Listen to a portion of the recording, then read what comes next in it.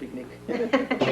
This Mexican Des Moines family speaks out tonight about the president's immigration speech. I'm Bobby Bergman. That story is straight ahead.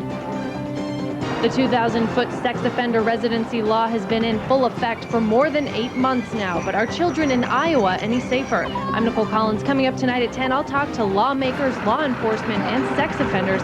You may be shocked to hear what they think about the rule.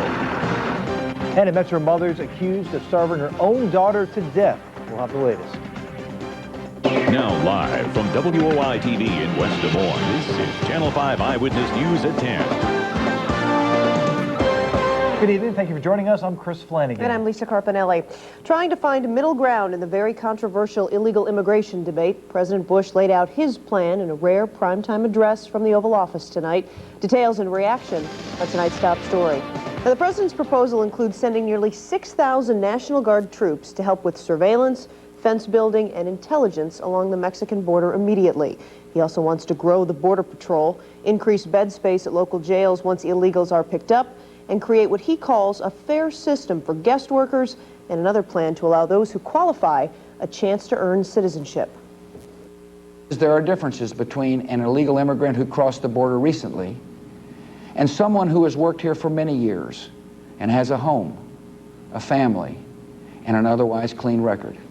Channel 5 Eyewitness News reporter Bobby Bergman has local reaction to the president's immigration plan. She is live in the newsroom with details. Bobby. Lisa, I talked with one Mexican family here in the Metro who say while they respect the president, they strongly disagree with many of his proposed policies regarding immigration. The Delgado Frias family dug roots in Des Moines 14 years ago. This is home to them, a place they live, celebrate family, and work. He makes me worry about those poor people trying to cross the border, Mexicans like me. Julian Frias intensely concentrates on the president's speech with his wife, sister-in-law, and children. He understands the president is in a tough predicament, but questions his policies. Because I think it's a way too extreme to, send the army to protect the borders. It's like, illegals are no criminals. They just want to work. Here is people from everywhere, from every part of the world, and that can be from Hispanic too. They can give chance to the Hispanic people too. The facial expressions on this family often speak louder than words. In the end, this Metro family believes the president is wrong. Everybody is looking for something better in their lives, so I don't think it's fair, but he is the president. Again, this family told me they understand the president has a difficult decision to make and that they very much respect the leader of the country they are living in.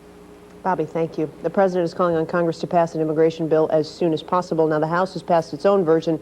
He has now urged the Senate to pass one by the end of the month so that the two chambers can then work on differences and get a bill to his desk. With Latinos making up nearly a third of its population, Marshalltown has dealt with immigration issues for several years. Channel 5 Eyewitness News reporter Sunny Lane is live in the Satellite Center with Marshalltown opinion on immigration reform. Sunny. Hi, Chris. Today, people in Marshalltown say they support immigration. They just want everyone to obey the law. Speak firmly! Speak firmly! Marshalltown has had a few days to cool off after a heated immigration demonstration Saturday. Today, people say they encourage immigration, but they want the president to do better at holding all immigrants to the same legal standards. I just believe, we just need to be equal with each other, equal to the African Americans, equal to the whites, equal to the Hispanics, equal to Irish people, you name it. If my parents come here, try to learn English or whatnot to adapt to their culture, I think other people should too. Police Chief Lon Walker says unchecked immigration has put added strain on his officers. He compares immigration problems to a hot water heater. If at home your hot water heater is leaking, before you try to clean up the mess, you have to fix the leak. And we've got a leak at the border, and we've got a mess with the illegal immigrants that are already here. Others in Marshalltown say they don't mind the presence of illegal workers as long as they obey the law once they get here. For folks who want to come with their families and work, I think that we should find a new way to do, because what we're doing isn't working. Police Chief Walker says he hopes Marshalltown won't see many more heated demonstrations like the one on Saturday. It'll be interesting to see how the president's word affects the city's dynamic. All right, Sunny Lane live. Thanks for that. Now, Channel 5 Eyewitness News is listening to you. Should President Bush use the military to secure the Mexican border? Log on to our website at WOI-TV.com and give us your opinion.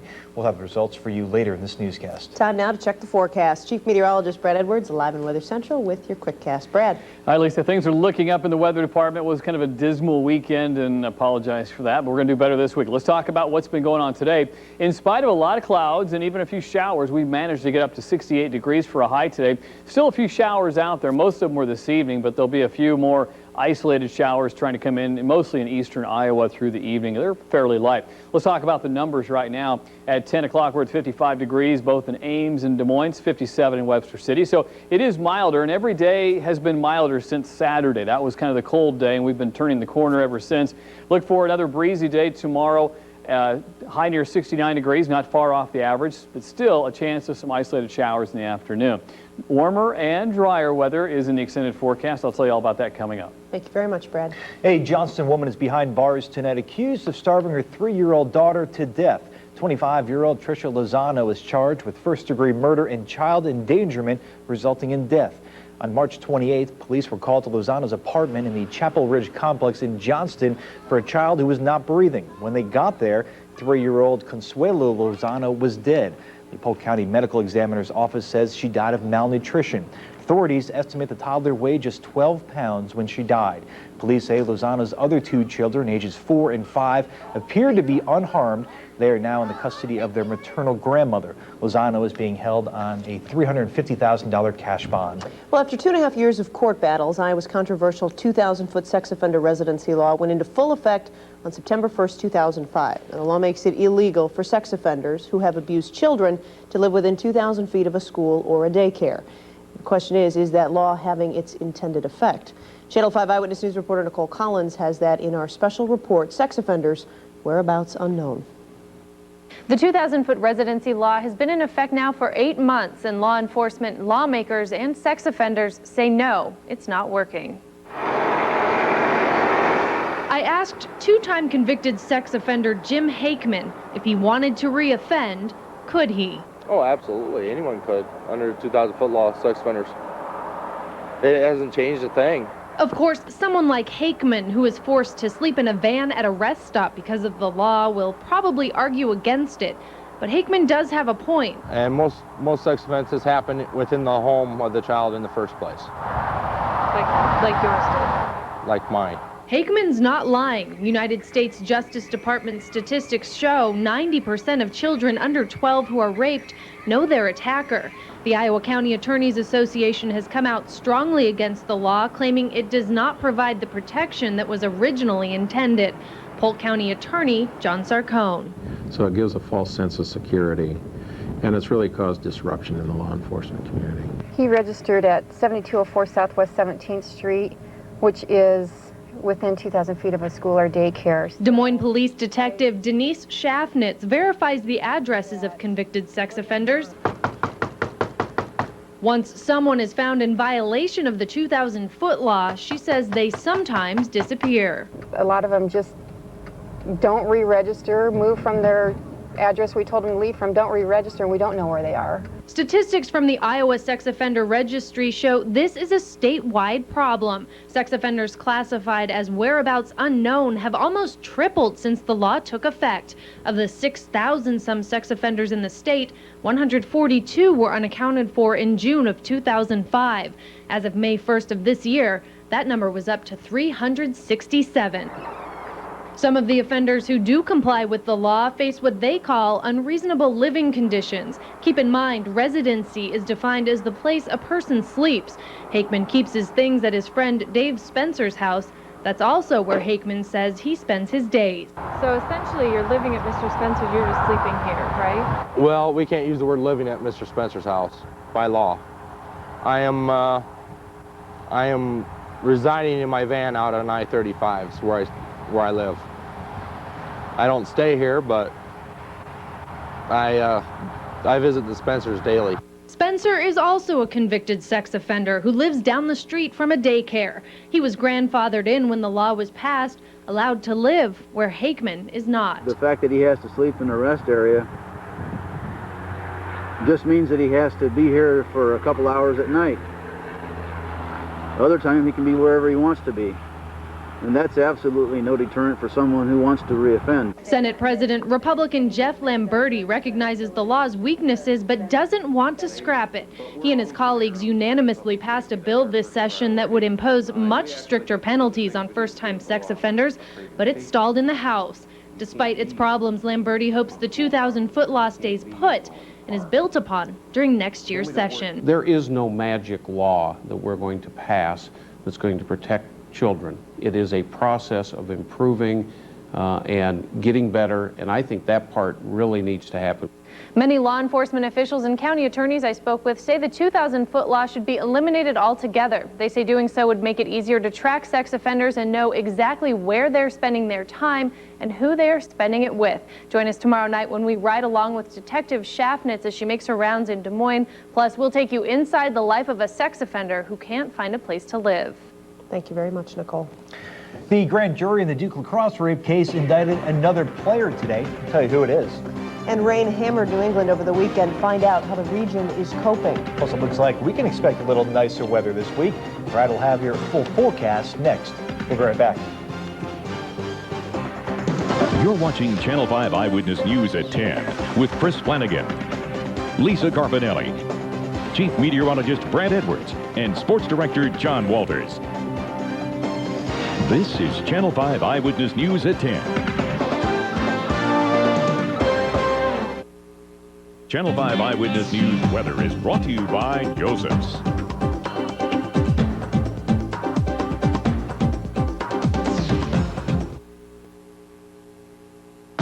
Now, your Channel 5 Eyewitness News Weather Central forecast.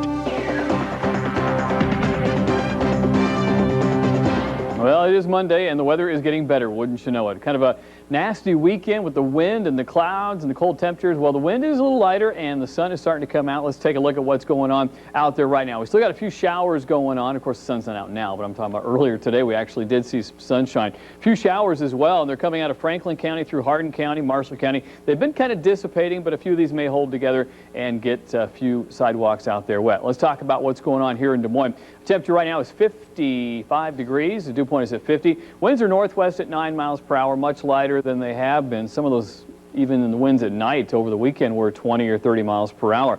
Well, the temperatures right now are in the 50s statewide, looking pretty comfortable out there. We will see temperatures near the upper 40s to around 50 degrees by tomorrow morning. High temperatures were milder than they have been. Of course, it was in the 50s on Saturday, barely made 60 yesterday.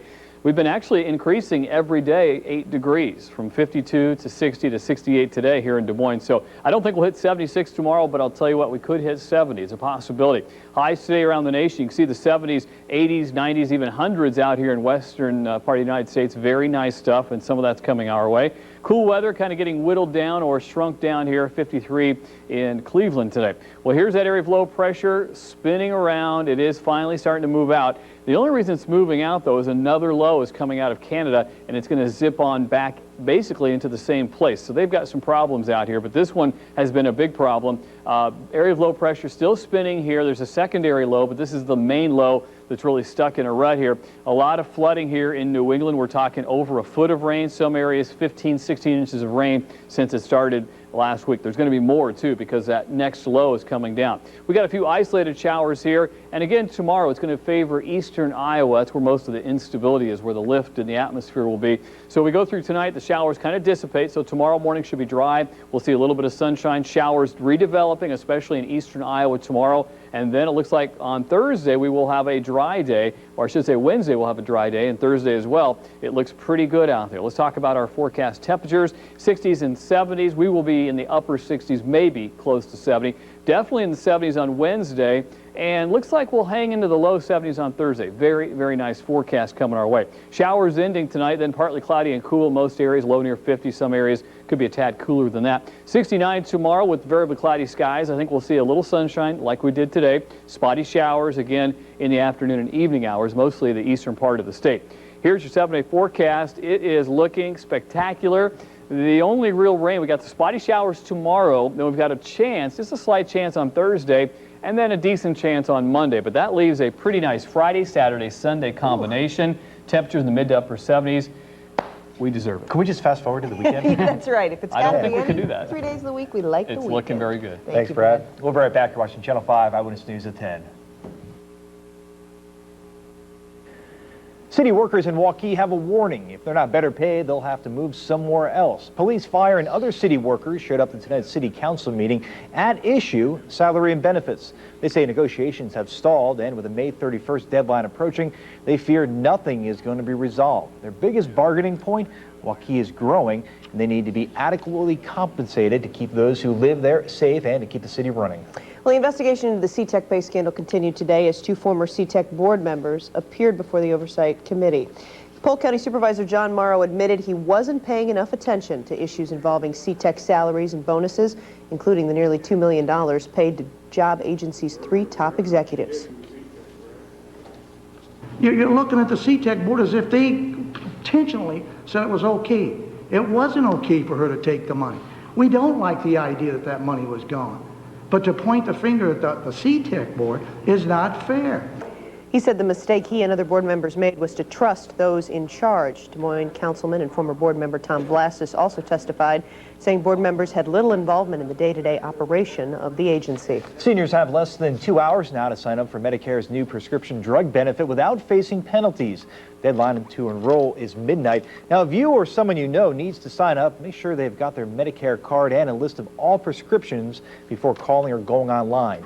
To get help locally, you can call 1-800-351-4664 or you can call 1-800-MEDICARE. You can also sign up on the web. Just go to medicare.gov. That site is also linked to ours at WOI-TV.com. Well, with less than 24 hours after he graduated, one of Duke's lacrosse captains is charged with rape. And it's still raining in New England. We'll have the latest on massive flooding there. You are watching Channel 5 Eyewitness News at 10.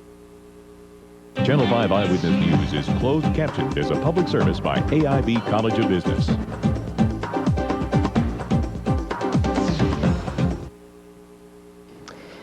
Well, authorities in New England are bracing for what could be the region's worst flooding since the 30s. Rain has fallen for 4 straight days in parts of Maine, New Hampshire, and Massachusetts, causing widespread flooding and road closures. In Massachusetts, hundreds of residents north of Boston have been evacuated from their homes as officials expect rivers to continue their rise. Forecasters in New Hampshire expect the state to receive a total of 15 inches of rain before the storm stops. More than 600 roads in that state are damaged. A grand jury in Durham, North Carolina indicted a 3rd Duke lacrosse player today on grounds that he beat and raped an exotic dancer. David Evans was charged today with first-degree forcible rape, sexual offense, and kidnapping. A 27-year-old woman says she was beaten and raped by 3 white men at a party held at Evans's house back on March 13th. Evans said in a news conference today that the charges are, quote, fantastic lies, and he is offering to take a polygraph test to prove his innocence. Villagers living near Indonesia's Mount Merapi are being evacuated as officials prepare for the volcano's eruption. Small blast today sent debris and smoke 2 miles down the side of the volcano. Scientists warn a lava dome growing on top of the volcano could collapse, sending a deadly combination of smoke, ash, and debris. More than 4,500 have evacuated the danger zone. Only a small number of farmers remain. Sports Director John Walters is here now, and we're starting off with the I-Cubs tonight. Yeah, they got a nearly perfect pitching performance tonight at the ballpark. We'll have the highlights coming up next. And Bradley won't just make 1 trip to Des Moines this year. They'll make 2 trips. We'll explain next on Channel 5 Eyewitness News at 10.